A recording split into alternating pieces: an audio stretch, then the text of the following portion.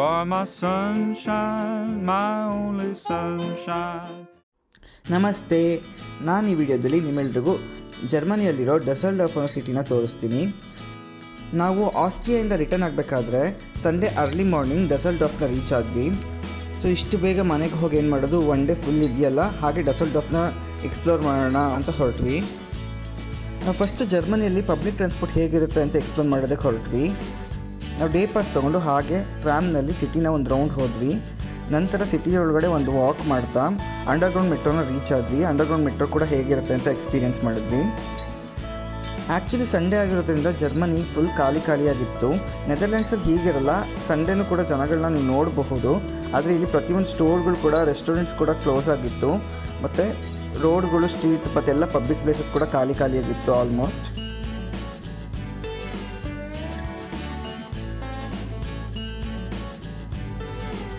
Next ನಾವು ಹೋಗಿದ್ದು ಡಸೆಲ್ಡಾರ್ಫ್ನಲ್ಲಿರೋ sky train ಒಳಗಡೆ ಪ್ರಯಾಣ ಮಾಡೋದಕ್ಕೆ.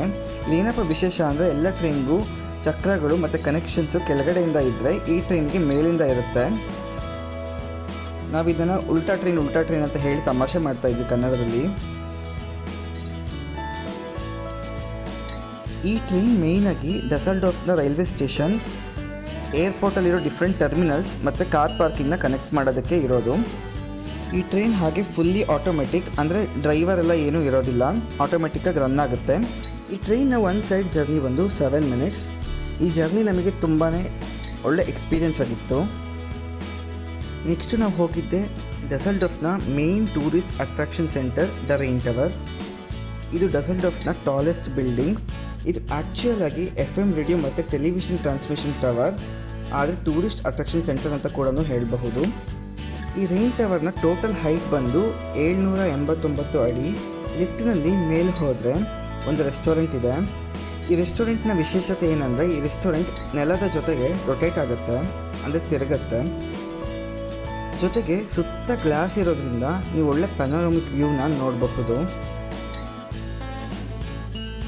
ಈ ರೈನ್ ಟವರ್ ಓಪನ್ ಆಗಿದ್ದು 1981ರಲ್ಲಿ. ಕನ್ಸ್ಟ್ರಕ್ಷನಿಗೆ ಬರೀ 2 ವರ್ಷ ತಗೊಂಡಿದ್ದಾರೆ ಅಷ್ಟೇ.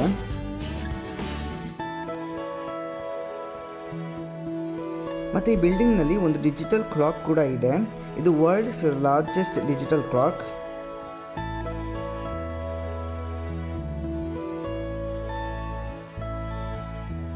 ಮೇಲಿಂದ ನೋಡೋದಕ್ಕೆ ಸಿಟಿ ವ್ಯೂ ತುಂಬಾ ಚೆನ್ನಾಗಿತ್ತು. ಲಿಫ್ಟ್ ತುಂಬ ಫಾಸ್ಟಾಗಿ ಆಪರೇಟ್ ಮಾಡೋದನ್ನು ನೋಡೋದಕ್ಕೆ ತುಂಬ ಆಶ್ಚರ್ಯ ಆಯಿತು ನನಗೆ. ನೆಕ್ಸ್ಟ್ ನಾವು ಎಕ್ಸ್ಪ್ಲೋರ್ ಮಾಡೋಕ್ಕೆ ಹೋಗಿದ್ದು ಉಪರ್ಟನ್ನಲ್ಲಿರೋ ಸಸ್ಪೆನ್ಷನ್ ಮೊನೊರೈಲ್, ಅಂದರೆ ನಮ್ಮ ಭಾಷೆಯಲ್ಲಿ ಹೇಳೋದಾದರೆ ಉಲ್ಟಾ ಮೆಟ್ರೋ.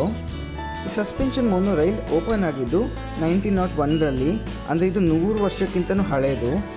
ಅದರಿಂದನೇ ಇದು ವರ್ಲ್ಡ್ಸ್ ಓಲ್ಡೆಸ್ಟ್ ಎಲೆಕ್ಟ್ರಿಕ್ ಹ್ಯಾಂಗಿಂಗ್ ಮೊನೊರೈಲ್ ಆಗಿದೆ. ಈ ಟ್ರೈನ್ನ ಒನ್ ಸೈಡ್ ಜರ್ನಿ ಬಂದು 13 ಕಿಲೋಮೀಟರ್ಸು, 20 ಸ್ಟೇಷನ್ಸ್ನ ಒಳಗೊಂಡಿದೆ. ಟೋಟಲ್ ಜರ್ನಿ 30 ನಿಮಿಷ ತಗೊಳುತ್ತೆ. ಈ ಉಪರ್ಟಲ್ ಏರಿಯಾ ಬಂದು ಇಂಡಸ್ಟ್ರಿಯಲ್ ಏರಿಯಾ ಆಗಿರೋದ್ರಿಂದ ಟ್ರಾನ್ಸ್ಪೋರ್ಟೇಷನಿಗೆ ಇದು ತುಂಬ ಅವಶ್ಯಕತೆ ಆಗಿರುತ್ತೆ. ಬಟ್ ಯಾವುದೇ ಪಬ್ಲಿಕ್ ಟ್ರಾನ್ಸ್ಪೋರ್ಟ್ನ ಇನ್ಸ್ಟಾಲ್ ಮಾಡೋದಕ್ಕೆ ಇಲ್ಲಿ ಒಂಚೂರು ಜಾಗ ಇಲ್ಲದೇ ಇರೋ ಕಾರಣ ರಿವರ್ ಮೇಲೆ ಹೀಗೆ ಸಸ್ಪೆನ್ಷನ್ ಟ್ರೈನ್ನ ಮಾಡಬಹುದು ಅಂತ ಡಿಸೈನ್ ಮಾಡ್ತಾರೆ. ಪ್ರತಿಯೊಂದು ಸ್ಟೇಷನ್ನಲ್ಲೂ ಟ್ರೈನ್ ನಿಂತು ಡೋರ್ ಓಪನ್ ಆದಾಗ ಈ ಟ್ರೈನು ಜೋಕಾಲಿ ರೀತಿ ಸ್ವಿಂಗ್ ಆಗ್ತಾನೆ ಇತ್ತು.